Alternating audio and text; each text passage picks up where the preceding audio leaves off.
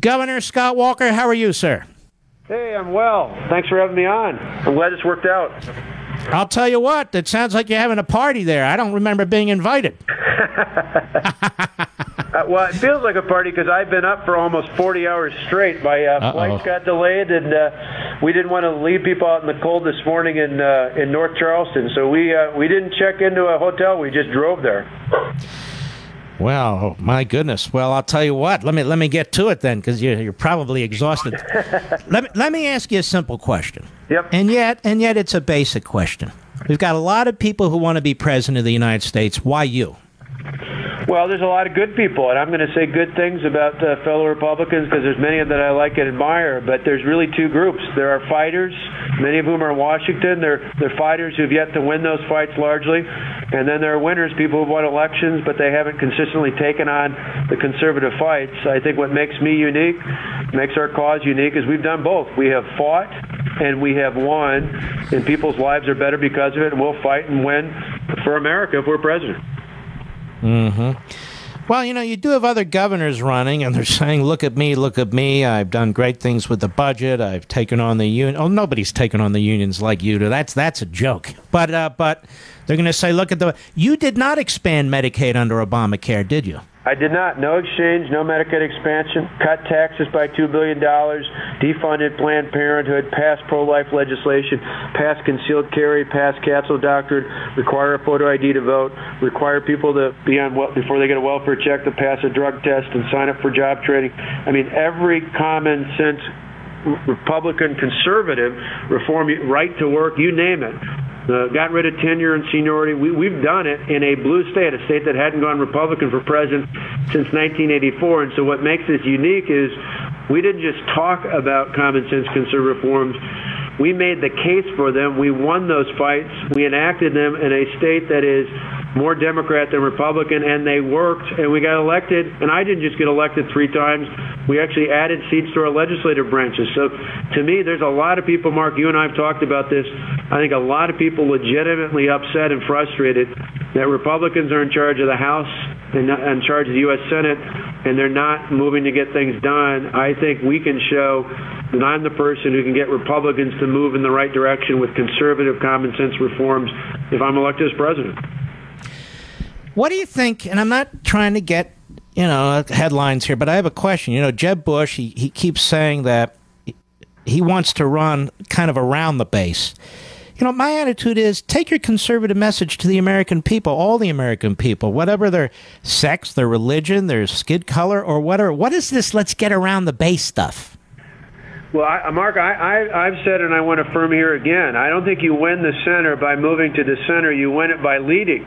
And that means in my state, we won the base overwhelmingly. 96%. I've been on the ballot 3 times, been under attack like nobody else the last 2 elections. We won 96%, which means full spectrum, from Tea Party to establishment or whatever that means, from Chamber of Commerce, to social conservative to libertarian. And yet we carried independent voters, self-identified independent voters in our state by 11, almost 12 points. Why? I believe the reason they're independents is not because they're moderates.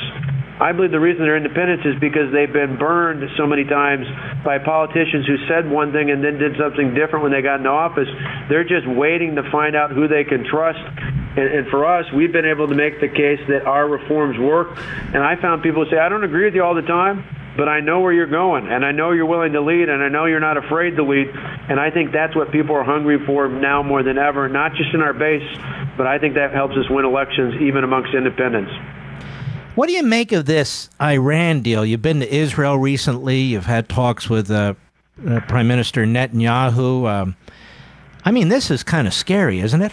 This is awful. This has got to be one of the worst foreign policy catastrophes, not only of this presidency, but I think in some time here in the United States. This is not only a problem because it opens the door towards accelerating. This isn't just the starting gun. This accelerates the nuclear race in the Middle East, one of the last places in the world you want to interject nuclear weapons.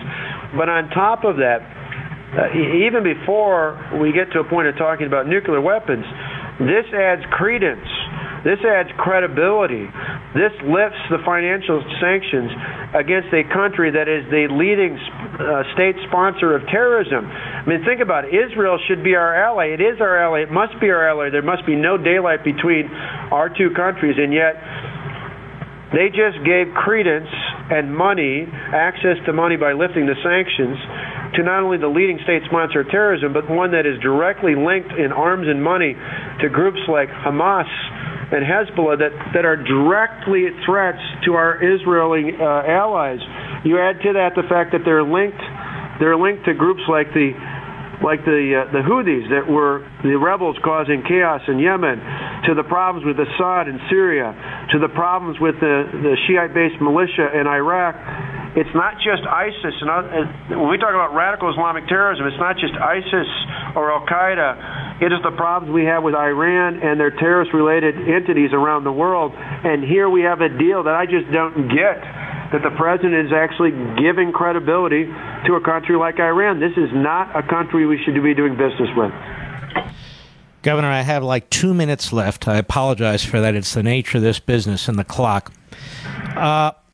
What is your position, and I hate to do this in 2 minutes, what is your position on immigration, legal and illegal? I believe that we must secure the border. I've seen it firsthand. I've listened to folks who work and live and operate around there. Secure the border, uphold the law, no amnesty. As far as legal immigration goes going forward, we should put a priority on helping American working families and their wages in a way that helps and defends the American economy. I think that is a powerful message. It's for standing up for American working families in a way that makes sense to America. I feel like we spend more time talking about illegal immigrants than we do talking about American citizen workers. Am I wrong about that? Well, in the media, I certainly get a lot about that, and they want to talk about anything but securing the border and enforcing the law. In the end, I'm going to spend a lot of my time talking about how we help Americans compete on a level playing field, how we support not just American workers, but American families, how we strengthen the American family in this country again, how we put people in a position to help themselves get on their feet and live the American dream. And I look forward. I'd love to provide a great contrast. I think we got Hillary Clinton, someone who's a name from the past. We need a name from the future. In Hillary Clinton, we've got someone who embodies the problems with Washington. I'm about as anti-Washington, as far away from Washington as you can get. And probably most importantly, ignored by the media, Hillary Clinton, who other than getting a bunch of frequent flyer miles, I don't think has much to show for her time at the State Department or in the United States Senate, and I would match my record up of accomplishment any day on things that actually make people's lives better by getting government out of the way. I love to have that match head-to-head anytime, anyhow, and I look forward to people helping us, and I hope they will. Go to scottwalker.com and join our cause. So that's scottwalker.com, scottwalker.com. Governor, you're very impressive. I want to thank you for coming on the program.